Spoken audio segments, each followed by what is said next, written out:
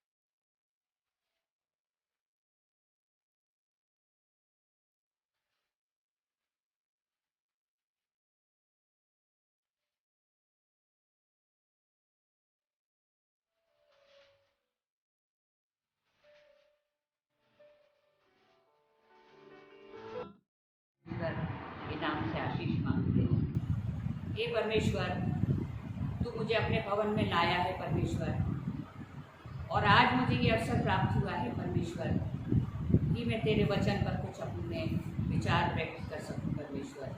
मैं जो कुछ बोलूं परमेश्वर, वो मेरे विचार नहीं, वो मेरे उद्गार नहीं, वरन तेरे हो परमेश्वर। और आज जो लोग सुने परमेश्वर, उनके जीवन को वो प्रभावित करने वाला हो सके।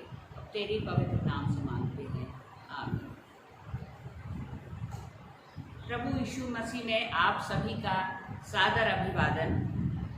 हम अपनी थीम वर्ष पे ही स्टिक करते हुए उस वर्ष को पढ़ना चाहते हैं जो योएल नबी की पुस्तक, उसका दूसरा अध्याय और 12वीं और 13वीं आयत है, जिसे मैं पढ़ूंगी। तो भी यहोवा की ये वाणी है, अभी भी सुनो, उपवास के साथ रोते पीटते अपने पूरे मन से फिरकर मेरे पास आओ। अपने वस्त्र नहीं, अपने मन ही को फाड़कर अपने परमेश्वर यहोवा की ओर फिरो, क्योंकि वो अनुग्रहकारी, दयालु, विलंब से क्रोध करने वाला, करुणा निधान और दुख देकर पछताने हारा है। ये हमारी थीम वर्ष है, जिसपे अभी तक बहुत मेरे सहयोगी लोग, मेरे कलीसिया के लोग, पास्टर साहब अपने अपने विचार व्यक्त करते रहे हैं। सब वक्ताओं ने अपने अपने विचार प्रस्तुत किए इस थीम वर्ष के बारे में। मैं भी इस वर्ष से ही स्टिक करना चाहती हूँ और अपने कुछ विचार जो प्रभु द्वारा प्रभावित हैं, इस बाइबल द्वारा मार्गदर्शित हैं, मैं उन पर ही कुछ अपनी बातें रखना चाहूँगी। ये नहीं है कि मेरे बोलने के दौरान मेरा विषय से मैं कहीं भटक रही हूँ या मैं कहीं परमेश्वर के वचन से भटक रही हूँ, पर मेरा जो कुछ भी आज मैं बोलूँगी वो परमेश्वर द्वारा ही मार्गदर्शित होगा।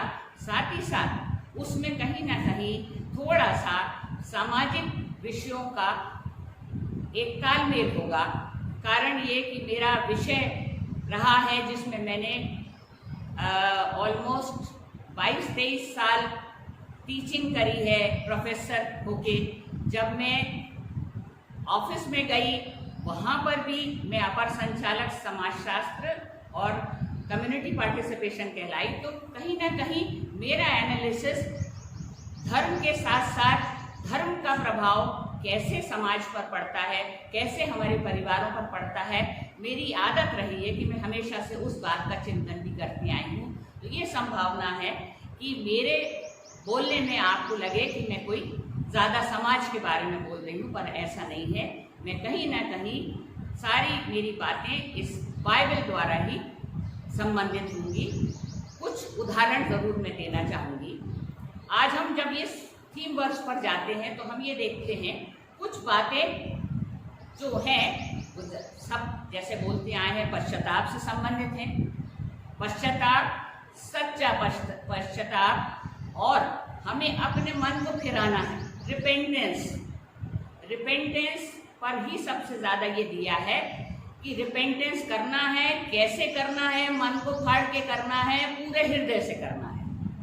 अब बात वही आती है कि हम रिपेंटेंस को क्या मानते हैं, कैसे मानते हैं।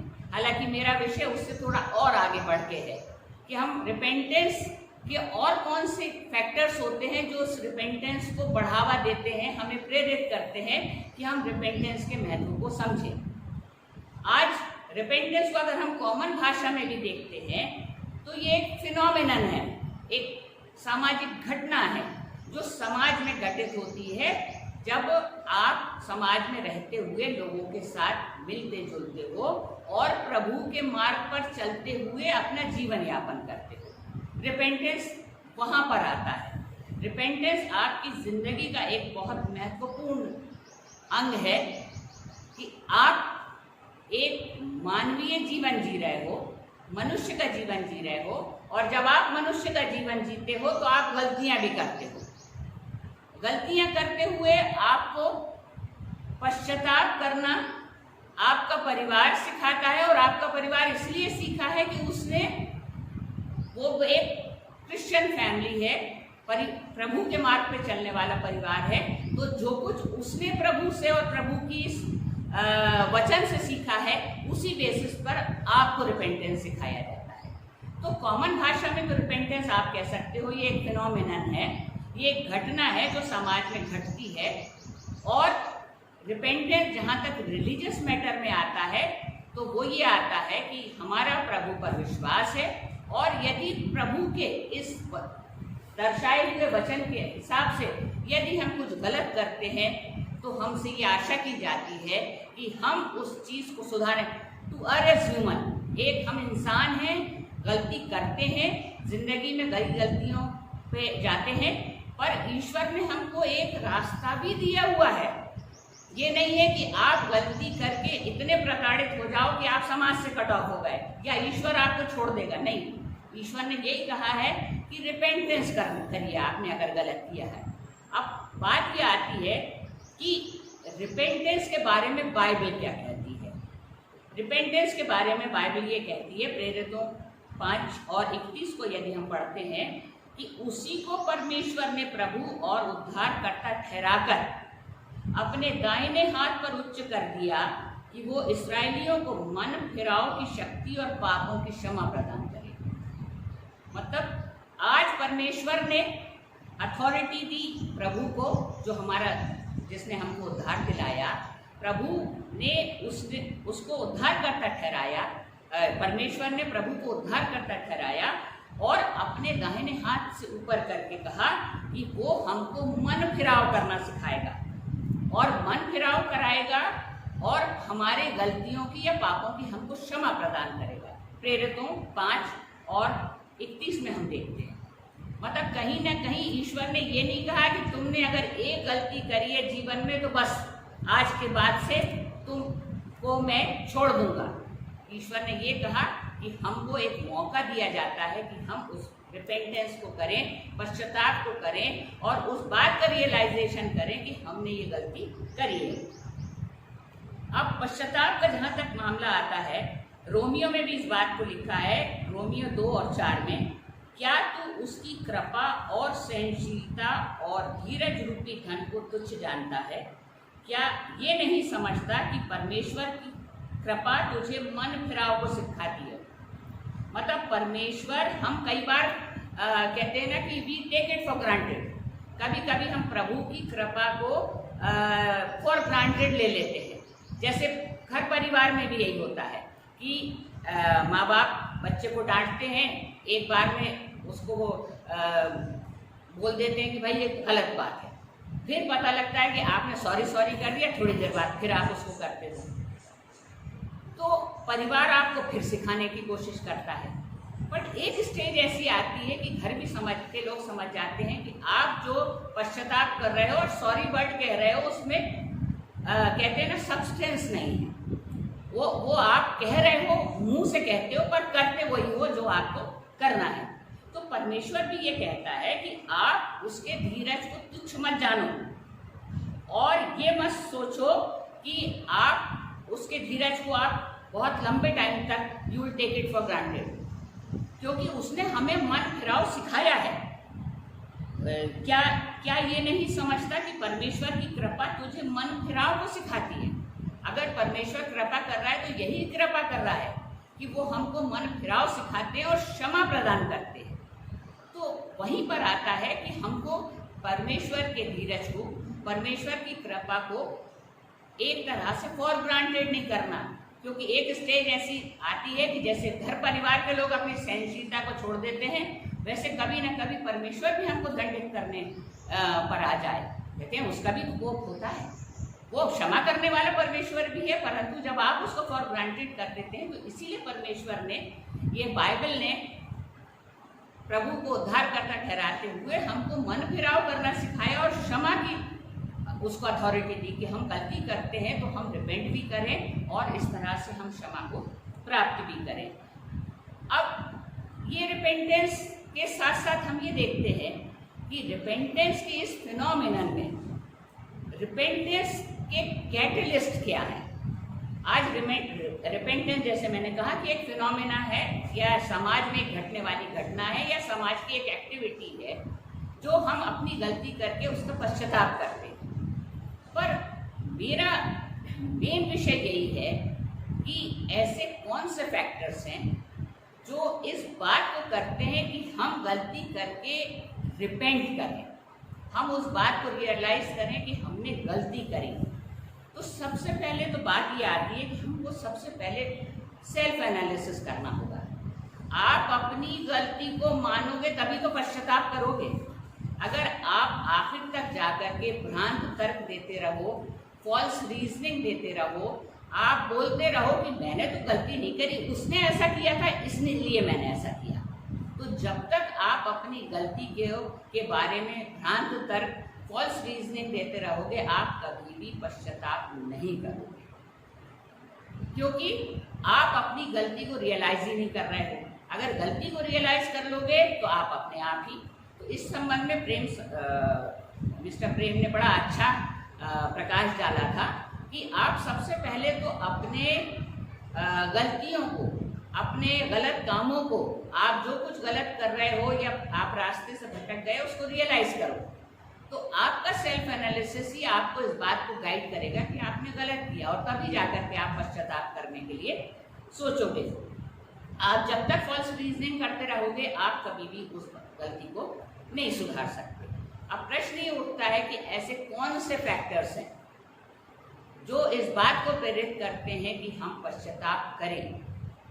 आज पश्चाताप जब ही आप कर पाओगे जब आप अपने सेवियर को, अपने उद्धारकर्ता को, अपने प्रभु परमेश्वर को दिल से प्यार करते हो, आप उसके नज़दीक हो, आप उसकी नज़दीकी में जीवन जीते हो, और परमेश्वर की कृपा जो आप पर होती है, जो आप ब्लेसिंग्स पाते हो, वो आप उसके लिए कितना ग्रेटिट्यूड और थैंकफुलनेस रखते हो।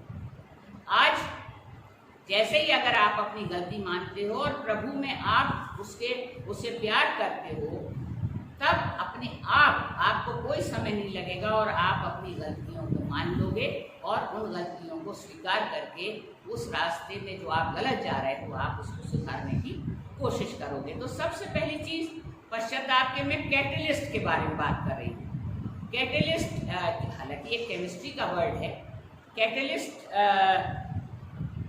आप इसलिए डालते हैं कि जो केमिकल रिएक्शन होना है उसको एक्सेलरेट कर दिया जाए। केमिकल रिएक्शन को बढ़ाने के लिए ज़्यादातर केमिस्ट्री में ये कैटलिस्ट का वर्ड यूज़ होता है। तो मैं बैठे बैठे जब इस बात पर चिंतन कर रही थी कि पश्चाताप, जैसे मैंने कहा, एक फिनोमेनन है, घटना है, और जब भी समाज में या सोसाइटी में जब हम रहते हैं, ह्यूमन बींग्स के साथ हमारे एक सोशल रिलेशनशिप होती है, तो उस रिलेशनशिप में प्यार, एक दूसरे के लिए कद्र होना, एक दूसरे के लिए आपस में सोशल रिलेशनशिप कितनी मजबूत है।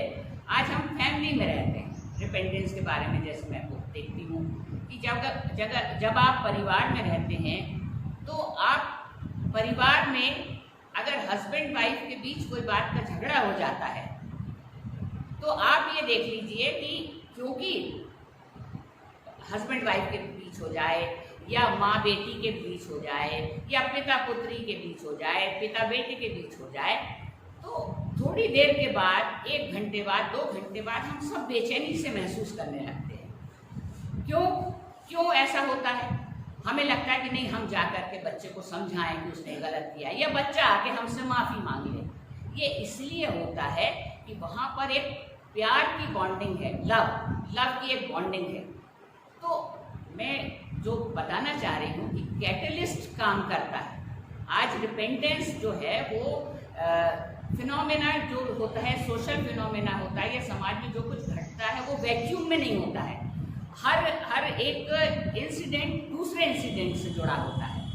अगर एक बच्ची आकर अपनी माँ से कुछ बदतमीजी से बात कर लेती है तो माँ भी प्रभावित हुई, बच्ची भी प्रभावित हुई और घर में पिता भी प्रभावित है। अरे ऐसा कैसे, हमारे पालने में क्या गलत हुआ, ये बच्ची आज ऐसा क्यों कर रही है?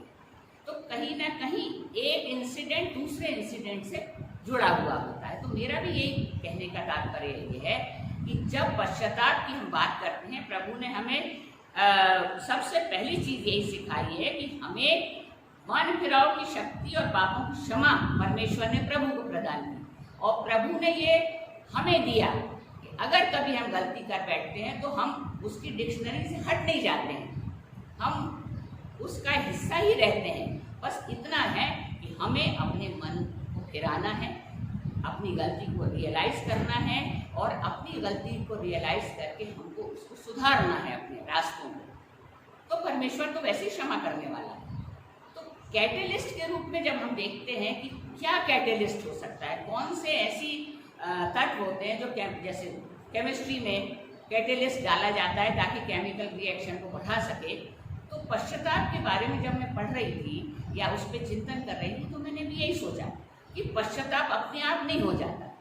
पश्चाताप जब ही हो सकता है जब वो इंसान जिस जगह उसने गलती करी है उससे वो प्यार से जुड़ा है, एक बॉन्डिंग से जुड़ा है। तो जैसे मैं अभी उदाहरण दे रही थी कि अगर हस्बैंड वाइफ के बीच किसी बात को लेकर मतभेद हो जाता है तो सवेरे होते होते तक दोनों, क्योंकि दोनों एक प्यार के एक ऐसी बॉन्डिंग में बंधे हैं कि अपने आप रियलाइज कर देते हैं, हाँ मुझे ऐसा नहीं बोलना था, हाँ मुझे ऐसा नहीं बोलना था और मैंने इसका दिल दुखाया, सुबह होते होते तक।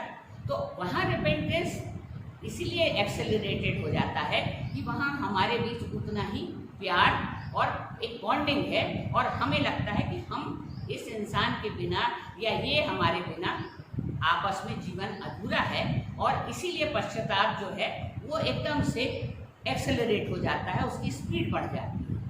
यही हमारा रिलेशनशिप प्रभु के साथ आता है कि अगर हमारा प्रभु के साथ इंटेंस रिलेशनशिप है, अगर प्रभु के साथ हमारा इंटेंस रिलेशनशिप है तो हमें अपनी गलतियों को पश्चाताप करने में समय नहीं लगेगा। आज एक दिन पढ़ रही थी मैं, मैसेज किसी ने भेजा था कि एक बच्चा अपने पिता से पूछता है कि पापा गॉड कितने बड़े हैं, what is the size of the God, what is the size of the God. तो फादर थोड़ा कंफ्यूज हो जाता है कि मैं इसको क्या जवाब दूं। तो वो प्लेन, एक आसमान में प्लेन उड़ता हुआ दिखाता है अपने बच्चे से और पूछता है कि what is the size of the plane, इस हवाई जहाज का साइज कितना है। तो बच्चा कहता है वेरी टाइनी, बहुत छोटा है, बहुत स्मॉल है। तो फादर उसको कहता है कि ठीक है। फिर उसको फादर एयरपोर्ट लेके जाता है, और एयरपोर्ट ले जाकर के फिर उसको वो प्लेन दिखाता है जहाँ बड़े बड़े जेट खड़े होते हैं। फिर फादर उससे पूछता है कि what is the size of the plane. तो बेटा कहता है बहुत बड़ा, बहुत ह्यूज। तो फादर यही कहता है कि अगर हमारी क्लोजनेस, जैसे आप जीसस के साइज के बारे में पूछ रहे हो, तो जब तक हमारी दूरी परमेश्वर से है, परमेश्वर हमको छोटा ही लगता रहेगा, टाइनी रहेगा वो हमारे जीवन में। पर अगर हम परमेश्वर की नजदीकी में आ जाते हैं, तो तुमको प्लेन इसलिए छोटा लग रहा था कि वो हमसे बहुत दूर था। आज हम प्लेन के नजदीक आ गए हैं तो वो प्लेन हमको बहुत बड़ा लग रहा है। ऐसे ही परमेश्वर और हमारे रिलेशनशिप की बात आती है कि जब तक हम परमेश्वर से दूरी बना के रखते हैं, हमको उसकी महत्ता समझ में नहीं आती, हमको उसकी इम्पोर्टेंस नहीं समझ में आती, हमारी उससे दूरी रहती है और वो हमको छोटा लगता है, हमारे जीवन का एक अभिन्न अंग बन के नहीं रह जाता, बल्कि एक शो पीस बन के रह जाता है कि हम उसके क्रॉस टांग लेते हैं और बताते हैं हम क्रिश्चियन हैं। बट अल्टीमेटली एक दिलों की दूरी है, एक बनी हुई है। और जब हम परमेश्वर के साथ अपनी नज़दीकी को बना के रखते हैं, तो हम अगर कोई भी बात गलत करते हैं तो अपने आप हमारे दिल में आता है कि ये हमने गलत किया और हमको इसका पश्चाताप करना है। और यही कारण है कि परमेश्वर हमको उन गलतियों की माफ़ी भी करता है। तो एक तो ये है कि हमको परमेश्वर से अपनी नज़दीकी को बना के रखना है, और दूसरा जो कैटलिस्ट मैं मानती हूँ पश्चाताप के लिए ज़रूरी है, वो है ग्रेटिट्यूड एंड थैंकफुलनेस। हमको अपने जीवन में प्रभु की दी हुई आशीषों के प्रति जितना हम धन्यवादित महसूस करेंगे, जितना ग्रेटिट्यूड महसूस करेंगे, जितने थैंकफुल होंगे, कोई चीज़ हमें परमेश्वर से दूर नहीं ले जा सकती। कभी हमसे एक ह्यूमन बीइंग के नाते गलती होगी भी, तो हमें टाइम नहीं लगेगा कि हम उस बात पर पश्चाताप करें और परमेश्वर के पास फिर से लौट के आएं। धन्यवाद के संबंध में मैं पढ़ूंगी भजन संहिता 106 की पहली आयत। यहाँ की स्तुति करो, यहोवा का धन्यवाद करो, क्योंकि वो भला है और उसकी करुणा सदा की है। तो सबसे पहले तो हमें धन्यवाद करना है परमेश्वर का। भजन संहिता 107:21 में भी लिखा है कि लोग यहोवा की करुणा के कारण और उन आश्चर्य कर्मों के कारण जो वो मनुष्यों के लिए करता है उसका धन्यवाद करें। इतिहास, पहला इतिहास 16 और उसकी 8वीं आयत में लिखा है कि यहोवा का धन्यवाद करो, उससे प्रार्थना करो, देश देश के में उसके कामों का प्रचार करो। थिस्सलुनीकियों पहला थिस्सलुनीकियों 5वां और 18वीं आयत में लिखा है हर बात में धन्यवाद करो, क्योंकि तुम्हारे लिए मसीह यीशु में परमेश्वर की यही इच्छा है। कुलुस्सियों 3 और 15 में लिखा है कि मसीह की शांति, जिसके लिए तुम एक देह होकर बुलाए भी गए हो, तुम्हारे हृदय में राज्य करे और तुम धन्यवादी बने रहो। तो पश्चाताप के साथ जो यीशु के परमेश्वर की असंख्य आशीषें जो हमारे जीवन का एक हिस्सा है, उनको याद करके, परमेश्वर की कृपा और उसके धीरज को याद करके पश्चाताप के साथ आइए, परमेश्वर से अपनी नज़दीकी बना के रखिए। परमेश्वर आज हमारे जीवन का एक हिस्सा रहे, परमेश्वर से हमारी नज़दीकी बने रहे, पश्चाताप हमारे जीवन का एक हिस्सा बना रहे। इसी आशा के साथ मैं आप सबसे इस बात के लिए कहती हूँ कि जीवन में पश्चाताप को अपने जीवन का एक हिस्सा बनाइए, क्योंकि हमारा प्रभु का वचन यही कहता है। आइए हम प्रार्थना करें। ये हमारे परमेश्वर, हमारे जीवन में तूने बहुत कुछ दिया है परमेश्वर। हम धन्यवादित मन से परमेश्वर इस बात को जानते हैं कि सारा जीवन, सारी कृपा परमेश्वर तेरी दी हुई है परमेश्वर।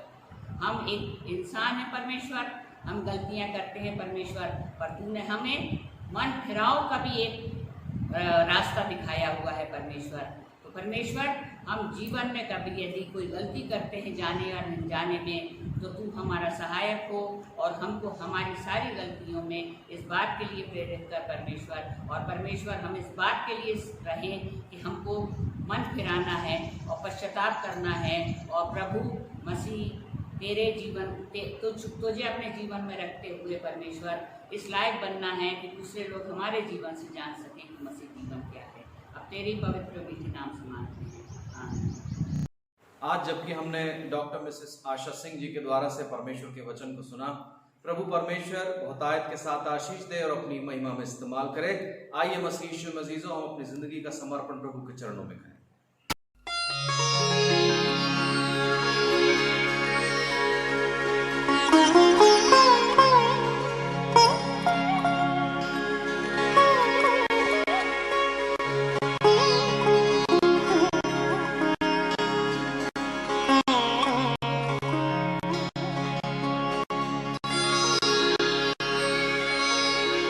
प्रभु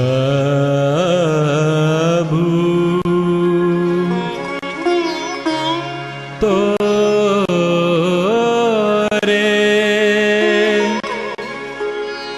मंदिरा में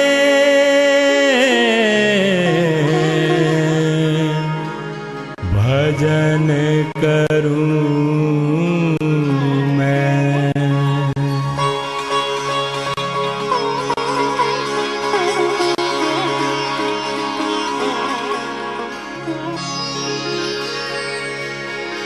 प्रभु तोरे मंदिरा में भजन करूं मैं। प्रभु तोरे मंदिरा में भजन करूं मैं। भजन करूं मैं, भजन करूं मैं, भजन करूं मैं, भजन करूं मैं। प्रभु तोरे मंदिरा में भजन करूं मैं। प्रभु तोरे मंदिरा में भजन करूं मैं।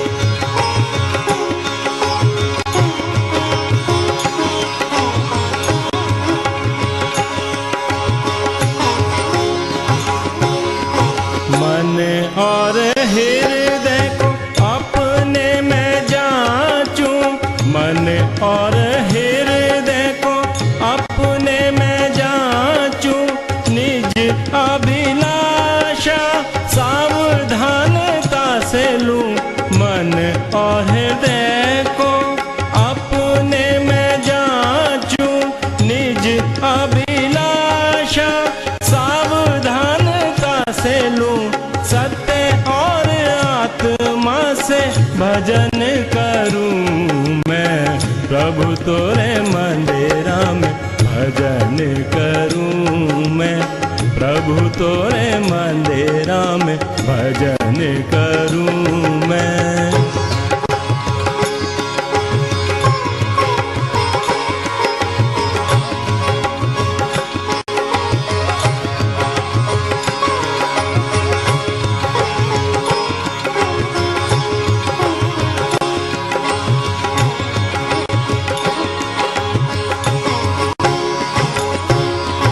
जब तेरे मुख को सन्मुख देखूं, जब तेरे मुख को सन्मुख देखूं, करूं मैं प्रशंसा शुभ राग गाऊं, जब तेरे मुख को सन्मुख देखूं, करूं मैं प्रशंसा शुभ राग गाऊं, तोरे शुद्ध चरणों में शीश नवाऊं, प्रभु तोरे मंदिरा में भजन करूं मैं, प्रभु तोरे मंदिरा में भजन करूं मैं, भजन करूं मैं, भजन करूं मैं, भजन करूं मैं, भजन करूं मैं,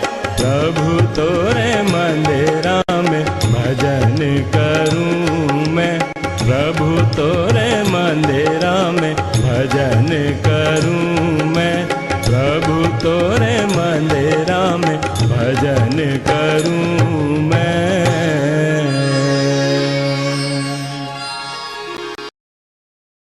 आइए मसीह मजीजों, हम प्रार्थना में शामिल होंगे। सर्वशक्तिमान प्रभु परमेश्वर, धन्यवाद के साथ आज की प्यारी रात प्रभु परमेश्वर, हम तेरे पवित्र चरणों के पास आते हृदय से धन्यवाद देते कि तूने हम सबों को अपनी अद्भुत आशीषों से परिपूर्ण किया। जो कलाम हमने सुना प्रभु, उसके लिए धन्यवाद करते।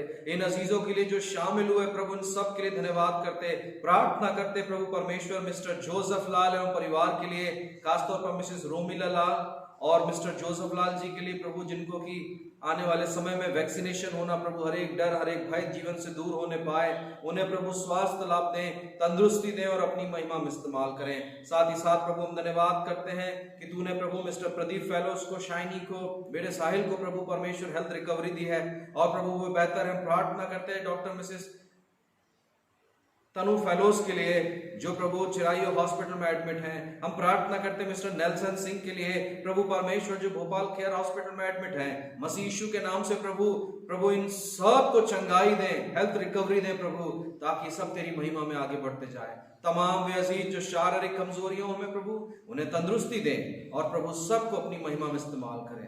हम सब प्रभु अपने जीवन को तेरे हाथों में सौंपते धन्यवाद के साथ यीशु के नाम में इस दुआ को मांगते हैं, आमीन। और अब उद्धार करता प्रभु यीशु ख्रीस्त का अद्भुत अनुग्रह, परमेश्वर पिता का अद्भुत प्रेम और पवित्र आत्मा की सहभागिता और संगति मिसेस रोमिला लाल और मिस्टर जोसेफ लाल और उनके परिवार के साथ, आज शाम प्रार्थना सभा में शामिल हुए तमाम दिल अजीजों के साथ, तेरी मुबारक इस प्रिय कलीसिया के साथ और जगत के हर विश्वासियों के साथ प्रभु यीशु मसीह के द्वितीय आगमन तक बनी रहे, आमीन आमीन।